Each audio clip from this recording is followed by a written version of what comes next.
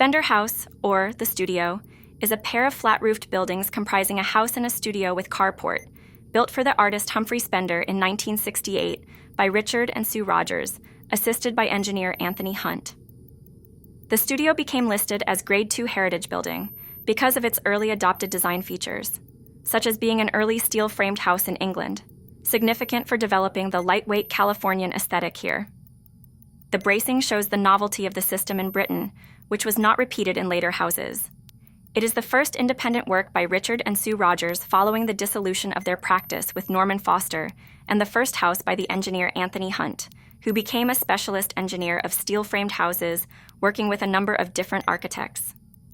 The studio was commissioned by the renowned photographer, Humphrey Spender, who worked on mass observation in the 1930s and became a teacher at the Royal College of Art, where he was introduced to Rogers.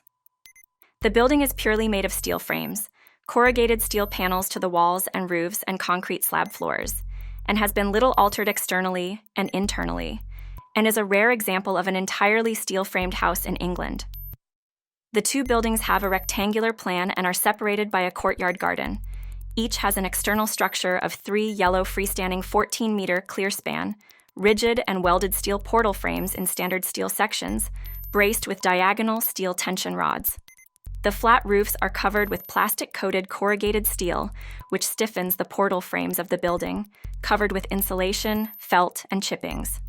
The roof also features a triangular, projecting, steel-framed skylight. Inside is a large living and dining room with a central freestanding stove. To the north of the living room is a narrower strip divided between study and guest bedroom, both opening directly onto the living space.